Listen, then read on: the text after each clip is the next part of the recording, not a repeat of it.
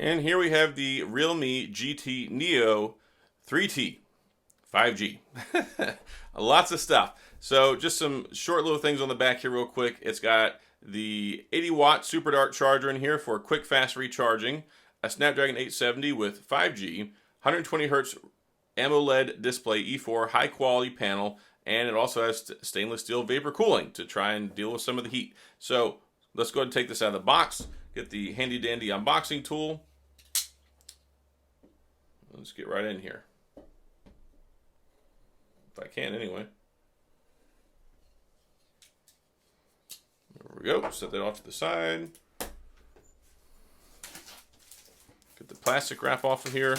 Don't worry, I don't have a band-aid on my finger because of the handy-dandy unboxing tool. It may surprise you to learn that the human skin is not a very formidable opponent for a pressure washer, which I was using earlier, and dropped something, went to catch it, and I hit myself in the knuckle and took off some skin there. You don't want to see it. So here we go. Realme GT Neo 3T, take one. See what's in the box here. This is a really big book. Like, this is a really, really big informational pamphlet. This is a safety guide. I wish they would just make a QR code out of this. I feel like somebody should do that. Quit putting the paperwork in there. Put a QR code and direct people to read it. If you want to save money and save the environment, then do that. Here is the phone. Ooh, I got a yellow one. I'm pretty excited about that. It's got this checkered pattern on the back, which I actually really, really like this. And it's funny because as you run your finger across it, it doesn't actually have a different texture to it, but it does kind of catch the light there, almost kind of like a slight holographic appearance. Got the Realme name right there. I love the Realme yellow. I love this checkered flag appearance. Cameras looking pretty sharp up here. Really cool looking camera bump. And then you flip it over. We got the punch out camera top left there. It's got a screen protector already on it. Got a nice balance and build quality feel to it. I do like this. Also, it doesn't really show up with fingerprints here, so that's nice. Volume buttons on the left-hand side, nice and clicky. And then we've got the power button over here on the right. Let's go ahead and fire it up. If it'll get going. So what we've got here is a 50 megapixel primary camera and an 8 megapixel wide angle with a 2 megapixel macro camera. So all that kind of blended together. All three cameras right here. Got a 6.62 inch AMOLED 1080p 20 by 1 by 9 aspect ratio, which gives you a total of 399 pixels per inch. Hole punch display, 120 hertz. Big fan of the 120 hertz. I like it a lot. And it starts off at 6 gigabytes of RAM and goes up from there. I believe it goes up to about 12. I say that because Realme sent me the phone and they didn't actually send me the spec material, so I had to get this third party to make sure I knew what I was talking about. USB-C charger on the bottom, speaker on the bottom. Also, you've got stereo speaker here with the handset up top. And go ahead and set that off to the side while we check the rest of this out. Very nice of them to include a case in here as well. Now, this is, of course, one of the typical flimsy TPU-style cases, which is fine. It's free. It comes in the box. It keeps your phone protected.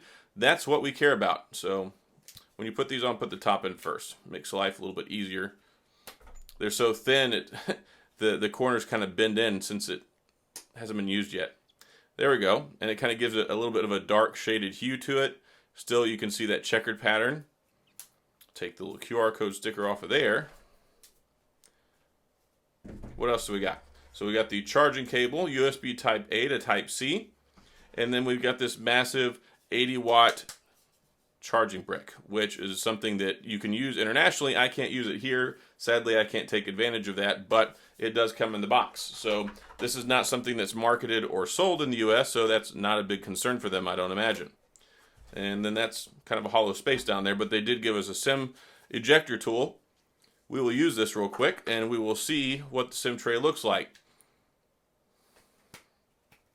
Down here on the bottom, make sure you use the little hole right here, not this one. This is for the microphone, this is for the SIM tray. Pop that out. Ta-da! Got a dual SIM tray in here, and then also you can see it's got the little yellow rubber seal on there as well. Helps keep water out.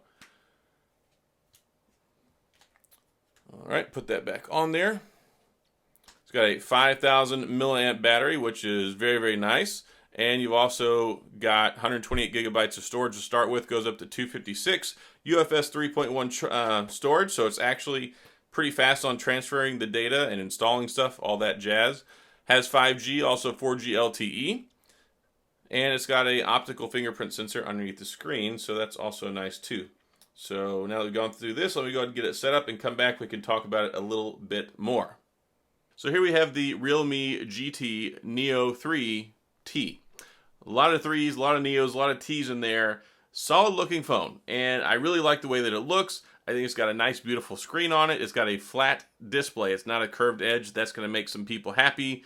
And then you've got the Lone Ranger up here with just the single 16 megapixel selfie camera up top. And then you turn it around on the back, and you get the 50 megapixel camera, which a lot of people like that. The 50s are pretty common in a lot of phones nowadays. So 50 megapixel there, 8 megapixel ultra wide. And then you have the 2 megapixel macro lens on the back, which allows you to do your up close and personal National Geographic shots. Wish it was a 5. The 2, it'll work, but it's not going to be as good as the 5 megapixel. Of course, the sensor is everything, and light exposure. When you're doing the macro shots, the more light exposure, the better, so you can get a better shot. So the phone quality itself, nice build quality. It's got Gorilla Glass 5 on the front, which I think is fine. Some cost-saving measures here. Try and get this in at a lower price point, but give you a lot of performance, which you're going to get with the Snapdragon 870, which is basically a souped-up 860. They've got 5G, and it's something that I think you'll probably find appealing.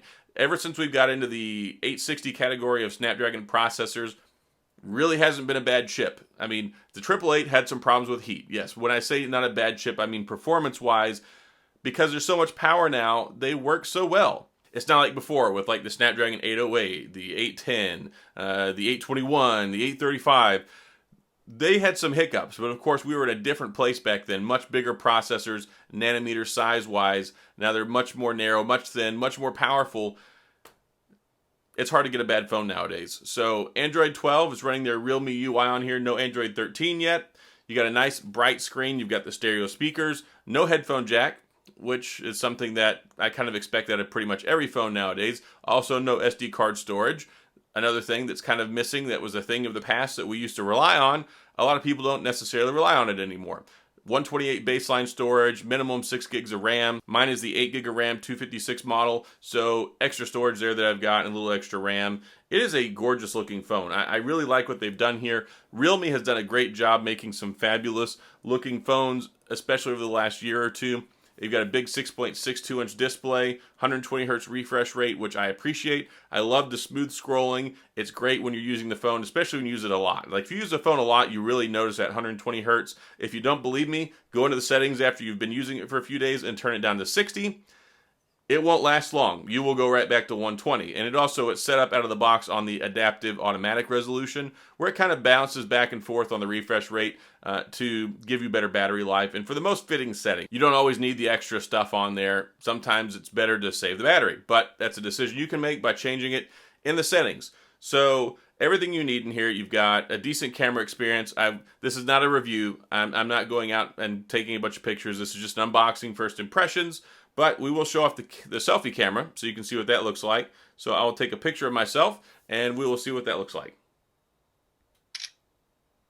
And this is a portrait shot, which not a whole lot of background there, but as you can see, perfectly capable. Skin tone's a little on the light side. It doesn't look as warm as it does on my iPhone right here, but that's something that you expect from Android phones. Very warm when it comes to the iPhone. So we'll do a non-portrait shot and just take a look at that real quick.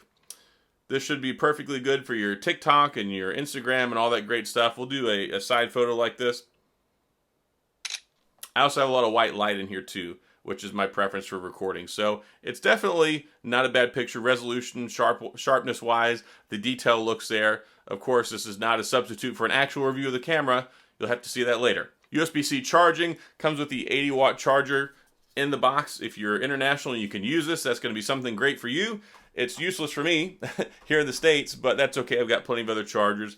No big worry there. One of the things I'm not crazy about is you're limited to 1080p video at 30 frames per second on the front and on the back. That's going to be okay for TikTok, and it's actually kind of ironic because I don't know if they've upped the limit, but before you were limited to 30 frames per second. It was having a lot of problems when I would try to go above that with other Android phones previously. So you're definitely going to be able to do that. You can do this for your TikToks, your Instagram Reels. You can do this for your YouTube Shorts, all the short form media stuff, you're going to be covered there. But it's definitely not going to be on as par as like a flagship phone. But again, you're not getting a flagship phone with this. You're buying a much lower price phone that has a lot of flagship specs. Yes, there are a few compromises, but it makes up for the compromises with the checkered flag background, which goes a long way for me. Anyway, just joking there. So there's no wireless charging here, no reverse wireless power share, none of that crazy stuff, no official IP rating for 6.8 or 6.7. So there are compromises here. But again, those compromises are offset by kind of what they're trying to do here is give you a great performing phone that may not have all the extra bells and whistles that some people might not even care about in the first place, and gives you a reduced price on it.